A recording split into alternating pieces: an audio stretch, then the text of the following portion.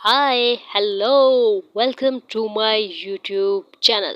Subscribe, guys, must.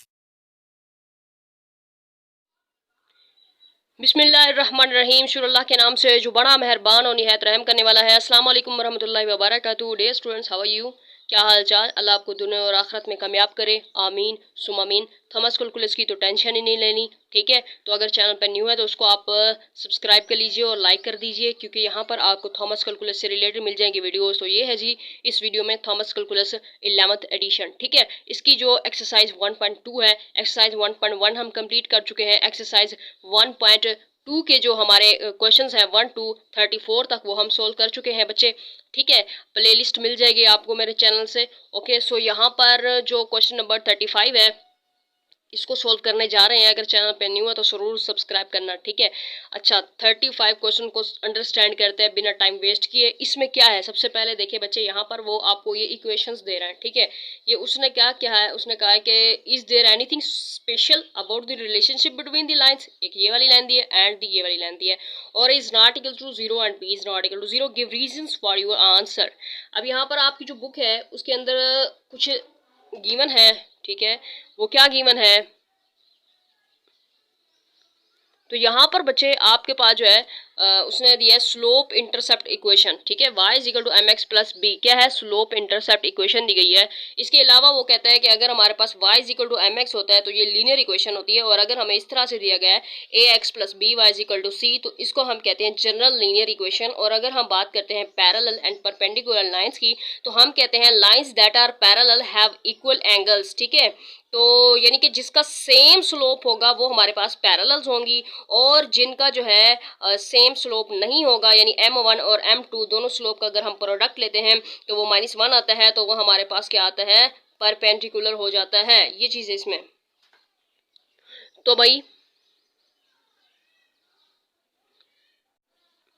आपको क्या करना है, ठीक है जी, आपको जो है आपने सबसे पहले ये वाली लाइन उठाई है, इसको यहाँ पर लिख दिया, ये वाली लाइन उठाई है, इसको आपने यहाँ पर लिख दिया, क्लियर है ना। अब यहाँ से हमने जो है स्लोप की जो हमारे पास इक्वेशन है वो क्या है, हमारे पास ये है slope intercept equation y is equal to m x plus b. तो इसको क्या करना है, इस फॉर्म में लेके आना है, ठीक है। अब मैंने यहाँ पर b Y is equal to minus a x plus c y कर दिया, फिर ये बी को यहाँ पे लेके आऊंगी, ठीक है। तो इस तरह से हो जाएगा मेरे पास, यानी ये इस शक्ल में मैंने इस इक्वेशन को बना दिया, क्लियर। इसका मतलब ये हो गया कि मैंने m1 स्लोप फाइंड कर दिया जो कि मेरे पास ये है, ठीक है। अगर इसको हम देखें तो ये आपके पास स्लोप है, तो ये आपके पास स्लोप है, क्लियर। यहाँ से भी हमने स्लोप m2 निकाला। अब इन दोनों का प्रोडक्ट लिया, दोनों का प्रोडक्ट मेरे पास आया -1, तो मैंने कहना है कि is the product of slope. ये क्या है, प्रोडक्ट ऑफ स्लोप है, m1 m2 दोनों का प्रोडक्ट लिया तो मेरे पास -1 आया, तो हम कहेंगे लाइंस क्या है, परपेंडिकुलर है, ठीक है। और इसमें हमने कुछ भी नहीं करना था। इसी तरह से मेरे पास है जी क्वेश्चन नंबर 36। इसमें भी ये लाइन दी है, ये लाइन दी है, शॉर्टकट करके मैंने क्वेश्चन लिखा हुआ है, ठीक है। अब यहाँ पर ये लाइन यहाँ पर लिखना है, इसको यहाँ पर लिखना है। स्लोप की जो हमारे पास इक्वेशन थी y is equal to m x plus b, उसी शक्ल में लेके आना है, क्वेश्चन उसी शक्ल में लेके आ गए। ये हमारे पास m1 स्लोप निकल के आया। यहाँ पर देखें तो यहाँ पर भी हमारे पास जो है m2 स्लोप ये निकल के आ चुका है। तो अब ये देखें कि दोनों का स्लोप क्या है, एक है। दोनों का स्लोप अगर एक जैसा होता है तो हम कहेंगे वो क्या होती हैं, हमारे पास जो लाइन्स हैं, यानी कि since the lines have the same slope -a बटे b, ठीक है, तो दे आर पैरेलल। क्या होते हैं, ये पैरेलल होते हैं, क्यों, क्योंकि इन दोनों का जो स्लोप निकल गया वो क्या है, सेम है। बस इसमें और कुछ भी नहीं करना था, ठीक है। अच्छा, तो ये हमारे पास क्वेश्चन नंबर 35 हो चुका है, 36 हो चुका है। होप सो आपने कॉपी पेन से निकाली भी होगी और आप नोट कर रहे होंगे। प्लीज़ नोट करना स्टार्ट कर दीजिए, प्रैक्टिस कीजिए। ओके, तो अब मेरे पास अगले जो नेक्स्ट क्वेश्चंस निकल के आएंगे वो है increments and motion. Increments and motion का मतलब ये कि मेरे पास इंक्रीमेंट्स एंड मोशन, इंक्रीमेंट्स का अगर मैं कंसेप्ट बताऊं कि इंक्रीमेंट्स होता क्या है, तो इंक्रीमेंट्स क्या होता है, मैंने यहाँ पर लिखा हुआ है अलहदा से, increments and increase or addition especially one of a series on a fixed scale. मतलब इंक्रीमेंट्स क्या होता है, किसी चीज़ का इंक्रीज होना, किसी चीज़ में इंक्रीज आना या एडिशन होना, ठीक है, specially one of a series on a fixed scale. यहाँ पर अगर हम इंक्रीमेंट्स की बात करेंगे तो वो इंक्रीमेंट्स है del x and del y. यहाँ पर आपको दिया हुआ है पार्टिकल स्टार्ट्स एट, मतलब एक पार्टिकल जो है वो स्टार्ट होता है एट ए पोजीशन दी हुई है आपको, ठीक है, पॉइंट दिया हुआ है, पोजीशन दी हुई है, यानी कि मोशन है पार्टिकल की, और उसके इंक्रीमेंट्स है, उसकी मोशन में जो चेंज आ रहा है उसको हम इंक्रीमेंट्स बोलेंगे, जो कि हमारे पास है del x and del y, ठीक है।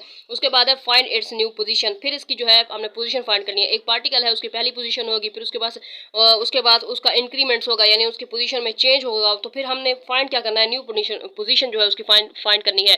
ठीक है, उसकी न्यू पोजीशन जो है वो हमने फाइंड करनी है। न्यू पोजीशन को फाइंड करने का हमारे पास एक फार्मूला होता है, उसी को ही हमने याद कर लेना है। वो हमारा फार्मूला ये है, new position is equal to x old plus del x, फिर कॉमा आएगा, फिर y old plus del y. अब आपको जो गिवन है यहाँ पर हम देखें, ओल्ड एक्स और ओल्ड वाई क्या है, ये है भाई। आपको ये किस चीज़ के होता है भाई, ये एक्स के लिए होता है, ये किस चीज़ के लिए होता है, वाई के लिए होता है, ऐसे ना। अच्छा जी, तो ओल्ड ये हो गया, न्यू जो चेंज आया वो ये है। ठीक है, तो आपने बस पुट करना है। ओल्ड आपके पास यहाँ पर -2 था। ओके, सो यहाँ पर आपके पास डेल एक्स चेंज क्या आया, 5 था। अब यहाँ पर वाई ओल्ड आपके पास 3 था, चेंज क्या है, -6 है। ओके, हमने निकाल दिया। ये हमारे पास क्या है, न्यू पोजिशन निकल के आ गई है। ठीक है, अच्छा, उसके बाद हमारे पास 38 वाला क्वेश्चन है, वो भी इसी तरह से ही है। इसी तरह से हमने न्यू पोजीशन इसी फार्मूले को देखकर इसमें पुट करना है, और हमने इसकी न्यू पोजीशन जो है वो हमने फाइंड कर ली है। तो हमारे ये क्वेश्चन भी हो गए। ठीक है, अब आ रही है क्वेश्चन नंबर 39 की। इसमें देखें, the coordinates of a particle change bye. अच्छा, तो वो कह रहा है कि कोऑर्डिनेट जो है पार्टिकल के वो चेंज होते हैं। डेल एक्स 5 है, डेल वाई जो है वो 6 है। उसके बाद वो कहता है मूव्स करते हैं फ्रॉम इस पॉइंट से टू इस पॉइंट तक, तो फाइंड करना है एक्स एंड वाई। तो भाई ये जो है आपके पास एक्स एंड वाई, इन दोनों को फाइंड करना है। ठीक है, ये जो है आपके पास x1 है, ये आपके पास x2 है, ये आपके पास x1 है, ये आपके पास y1 है, और ये आपके पास जो है x2 है, ये आपके पास y2 है। क्लियर? तो भाई आपने भाई x एंड y फाइंड करना है। सो इसमें हम क्या करेंगे, del x is equal to x2 minus x1 होता है ना, चेंज हुआ है इस डेल एक्स में, इसको y2 माइनस y1 इसके बराबर कर दिया। पुट करने वाले उस डेल एक्स आपके पास जो गिवन है वो आपके पास क्या है, डेल एक्स आपके पास 5 है।